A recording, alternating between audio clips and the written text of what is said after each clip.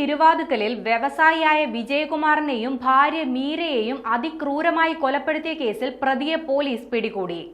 തൃശൂർ മാളയ്ക്ക് സമീപമുള്ള ഒരു കോഴിഫാമിൽ നിന്നാണ് അസം സ്വദേശിയായ അമിത് തുറാങ് പിടിയിലായത്.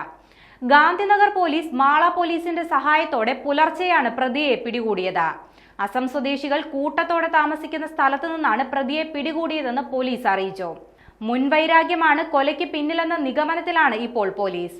വിജയകുമാറിനെയും ഭാര്യ മീരയെയും കൊല്ലാൻ ഉപയോഗിച്ച കോടാലിയിലെ ഫിംഗർ പ്രിന്റാണ് പ്രതിയെ കണ്ടെത്തുന്നതിൽ വഴിത്തിരിവായത്.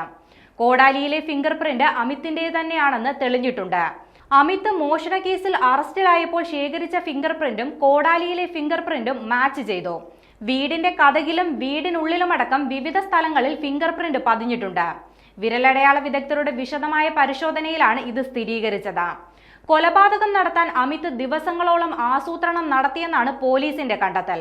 ഇക്കഴിഞ്ഞ ശനിയാഴ്ച മുതൽ അമിത് താമസിച്ചത് നഗരത്തിലെ ഒരു ലോഡ്ജിലാണ്.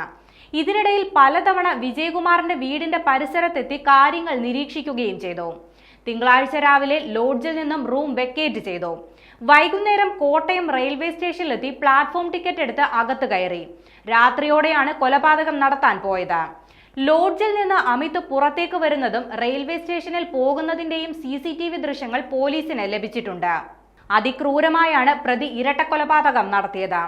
കഴിഞ്ഞ ദിവസം പുലർച്ചെ വീട്ടിലെത്തിയ ജോലിക്കാരിയാണ് വിജയകുമാറിനെയും മീരയെയും ചോര വാർന്ന് മരിച്ച നിലയിൽ ഇരുമുറികളിലായി കണ്ടെത്തിയത്. വിജയകുമാറിന്റെയും ഭാര്യയുടെയും മുഖത്തും തലയിലും ആഴത്തിലുള്ള മുറിവുകൾ ഉണ്ടായിരുന്നു. ഇവരുടെ വീട്ടിൽ നേരത്തെ ജോലി ചെയ്തിരുന്നയാളാണ് അമിത്. എന്നാൽ മൊബൈൽ ഫോൺ മോഷണത്തിന്റെ പേരിൽ ഇയാളെ വിജയകുമാർ വീട്ടിൽ നിന്നും പുറത്താക്കുകയായിരുന്നു. ഇതിന്റെ വൈരാഗ്യത്തിലാണോ കൊലപാതകം നടത്തിയതെന്ന സംശയത്തിലാണിപ്പോൾ പോലീസ്.